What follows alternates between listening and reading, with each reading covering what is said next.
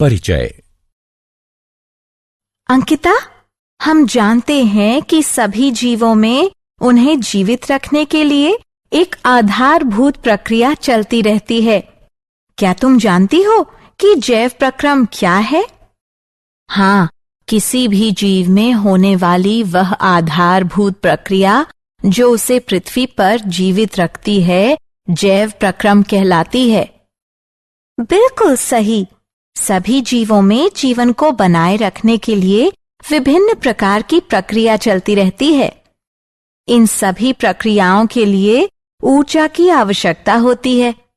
जीवों को यह ऊर्जा शरीर के बाहर से भोजन के रूप में मिलती है। तो आओ इस विषय में विस्तार से चर्चा करें। उद्देश्य।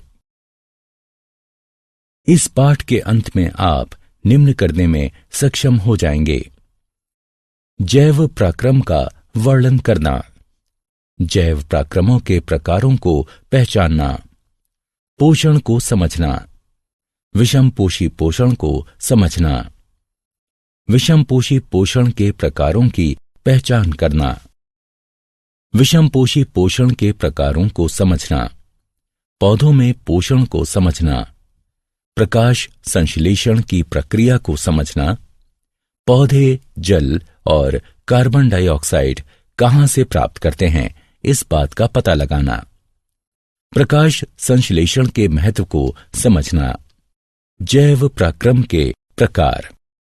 आधारभूत जैव प्रक्रम निम्न प्रकार के होते हैं: गति, श्वसन, संवेदनशीलता, वृद्धि, प्रजनन, उत्सर्जन, पोषण और परिवहन।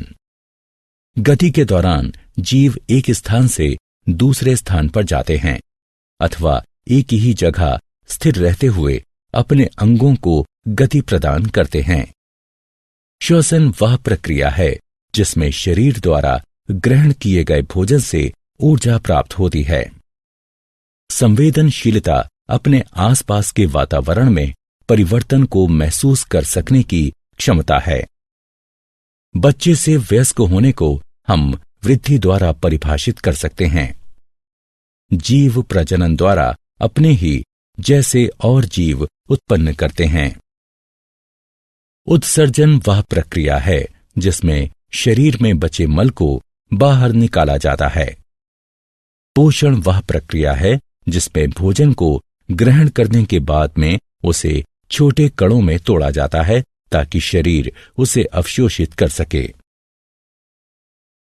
परिवहन वह प्रक्रिया है जिसमें शरीर के एक भाग में बना पदार्थ शरीर के दूसरे भागों तक पहुंचता है।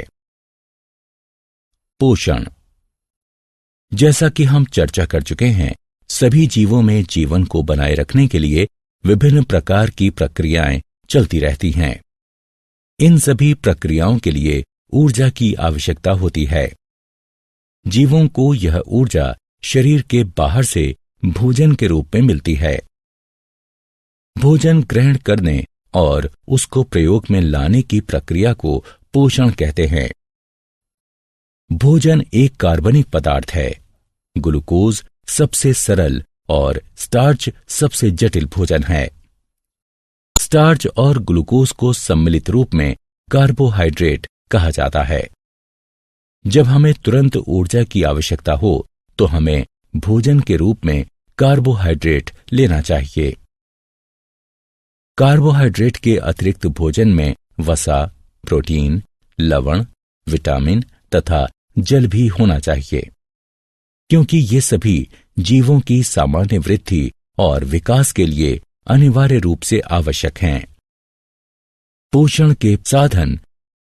किसी जीव द्वारा भोजन को प्राप्त करना उस जीव के पोषण का साधन होता है। तत्वों और ऊर्जा की सामान्य आवश्यकता सभी को होती है, लेकिन सभी में इसकी पूर्ति अलग अलग तरह से होती है। इसीलिए हर जीव के पोषण का ढंग अलग होता है। भोजन प्राप्त करने के ढंग के आधार पर जीवों को मुख्यतः दो समूहों में विभाजित किया गया है: स्वपोषी एवं विषमपोषी। स्वपोषी पोषण। स्व का अर्थ स्वयं और पोषी का अर्थ पोषण है, अर्थात स्वपोषी का अर्थ है अपना पोषण स्वयं करना। स्वपोषी पोषण पोषण का वह प्रकार है जिसमें जीव अपने आसपास के वातावरण में उपस्थित अकार्बनिक पदार्थों जैसे कार्बन डाइऑक्साइड और जल से अपने भोजन का निर्माण स्वयं करता है। हरे पौधे स्वपोषी होते हैं। स्वपोषी साइनोबैक्टीरिया भी इसी प्रकार अपना पोषण करते हैं। इसलिए हम कह सकते हैं कि वे जीव जो कार्बन डाइऑक्साइड और जल से अपना भोजन स्वयं बनाते हैं स्वपोषी कहलाते हैं। स्वपोषी जीवों में हरे रंग का रंजक क्लोरोफिल पाया जाता है जो सौर ऊर्जा को अवशोषित करता है। स्वपोषी जीव अवशोषित सौर ऊर्जा का उपयोग प्रकाश संश्लेषण द्वारा कार्बन डाइऑक्साइड और जल से ग्लूकोज बनाने में करते हैं। प्रकाश संश्लेषण प्रक्रिया का समीकरण ये है। विषमपोषी पोषण। विषम का अर्थ अन्य और पोषी का अर्थ पोषण है, अतः इसका अर्थ है अन्य स्रोतों से अपना पोषण करना। विषमपोषी पोषण पोषण का वह प्रकार है जिसमें जीव अपने आसपास के वातावरण में उपस्थित अकार्बनिक पदार्थों जैसे कार्बन डाइऑक्साइड और जल से अपने भोजन का निर्माण नहीं कर सकता और अपने अपने भोजन के लिए दूसरे जीवों पर निर्भर रहता है। अधिकतर जीवाणुओं, कवक और पशुओं में इसी प्रकार का पोषण होता है। वे जीव जो अकार्बनिक पदार्थों जैसे कार्बन डाइऑक्साइड और जल से अपना भोजन स्वयं नहीं बना सकते तथा भोजन के लिए दूसरे जीवों पर निर्भर रहते हैं, विषमपोषी कहलाते हैं। विषमपोषी वह उपभोक्ता है जो अपने भोजन के लिए दूसरे जीवों पर निर्भर रहता है। विषमपोषी अपने भोजन के लिए स्वपोषी जीवों और दूसरे विषमपोषी जीवों पर निर्भर रहता है। विषमपोषी पोषण के प्रकार। विषमपोषी निम्न 3 प्रकार से अपना भोजन प्राप्त करते हैं: मृतजीवी, परजीव, होलोजोइक। मृत का अर्थ नष्ट हो चुका और जीवी का अर्थ आश्रित है, अर्थात ये वो पोषण है जिसमें जीव पोषण के लिए नष्ट हो चुके कार्बनिक पदार्थों जैसे सड़ा हुआ पौधा अथवा मृत पशु पर आश्रित रहता है। जैसे कवक तथा बहुत से जीवाणु मृतजीवी होते हैं। पर का अर्थ दूसरों पर और जीवी का अर्थ आश्रित है। परजीवी वह जीव होता है जो वृद्धि, भोजन और आश्रय के लिए किसी दूसरे जीव पर निर्भर रहता है, लेकिन अपने पोषक की उत्तरजीविता में कोई सहायता नहीं करता, जैसे प्लाज्मोडियम, कुस्कुटा, फीता कृमि इत्यादि। होलों का अर्थ ठोस पदार्थ और जोइक का अर्थ पशु है, अर्थात ये वो पोषण है जिसमें भोजन के रूप में जटिल कार्बनिक पदार्थों का अंतर्ग्रहण किया जाता है, जैसा कि सभी पशु करते हैं, जैसे मनुष्य, श्वान, मवेशी, अमीबा। पौधों में पोषण। हम पहले ही चर्चा कर चुके हैं कि हरे पौधे स्वपोषी होते हैं और प्रकाश संश्लेषण द्वारा अपने भोजन का निर्माण करते हैं। प्रकाश संश्लेषण। प्रकाश का अर्थ सूर्य का प्रकाश और संश्लेषण का अर्थ निर्माण है, अतः प्रकाश संश्लेषण का तात्पर्य सूर्य के प्रकाश की सहायता से भोजन का निर्माण है। प्रकाश संश्लेषण वह प्रक्रिया है जिसका उपयोग सभी हरे पौधे, नीले हरे शैवाल, साइनोफाइटा और कुछ जीवाणु करते हैं। यह कार्बन डाइऑक्साइड और जल से कार्बनिक यौगिक, मुख्यतः शर्करा बनाने की वह प्रक्रिया है जिसमें ऊर्जा के स्रोत के रूप में सूर्य के प्रकाश का प्रयोग होता है और क्लोरोफिल सूर्य के प्रकाश को अवशोषित करता है। प्रकाश संश्लेषण को संक्षिप्त रूप से इस समीकरण द्वारा दर्शाया जा सकता है। प्रकाश संश्लेषण मुख्यतः 2 चरणों में विभाजित होता है। प्रकाश आश्रित चरण, प्रकाश आश्रित अभिक्रियाएं। इनमें विकिरण ऊर्जा एटीपी के रूप में रासायनिक ऊर्जा में परिवर्तित हो जाती है। अंधकारमय चरण, प्रकाश मुक्त अभिक्रियाएं। प्रकाश आश्रित चरण में बनी एटीपी का उपयोग करते हुए एंजाइम संश्लेषण द्वारा मध्यवर्ती कार्बोहाइड्रेट और अन्य यौगिकों के निर्माण को निरूपित करता है। प्रकाश संश्लेषण की क्रिया निम्न 3 चरणों में घटित होती है। अवशोषण, क्लोरोफिल द्वारा सूर्य के प्रकाश से सौर ऊर्जा का अवशोषण। रूपांतरण, सौर ऊर्जा का रासायनिक ऊर्जा में परिवर्तन। सौर ऊर्जा द्वारा जल का हाइड्रोजन और ऑक्सीजन में टूटना। अपचयन, हाइड्रोजन द्वारा रासायनिक ऊर्जा का उपयोग करते हुए कार्बन डाइऑक्साइड का अपचयन करके ग्लूकोज जैसे कार्बोहाइड्रेट का निर्माण। कार्बन डाइऑक्साइड का अंतर्ग्रहण, कार्बन डाइऑक्साइड वायु स्टार्चल में ही उपस्थित है। हरे पौधे पत्तियों की सतह पर उपस्थित सूक्ष्म छिद्रों की सहायता से वायु से कार्बन डाइऑक्साइड लेते हैं। ये सूक्ष्म छिद्र रंध्र कहलाते हैं। कार्बन डाइऑक्साइड रंध्रों के द्वारा पत्तियों में प्रवेश करती है। प्रत्येक रंध्रीय छिद्र एक जोड़ी द्वार कोशिकाओं से घिरा होता है।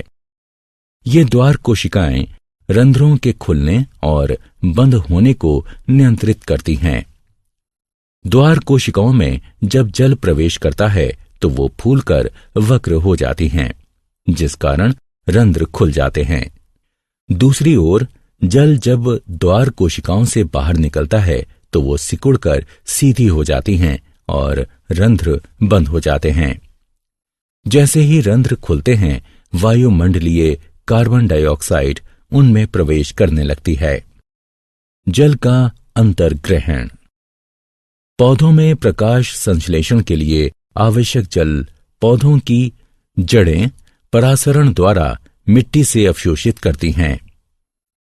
पौधों की जड़ों द्वारा अवशोषित जल जाइलम नलिकाओं द्वारा पत्तियों में उपस्थित प्रकाश संश्लेषीय कोशिकाओं में पहुंचता है, जहां उसका प्रयोग प्रकाश संश्लेषण में होता है। प्रकाश संश्लेषण का महत्व। प्रकाश संश्लेषण कई कारणों से महत्वपूर्ण है, जिनमें से कुछ प्रमुख कारण निम्न हैं।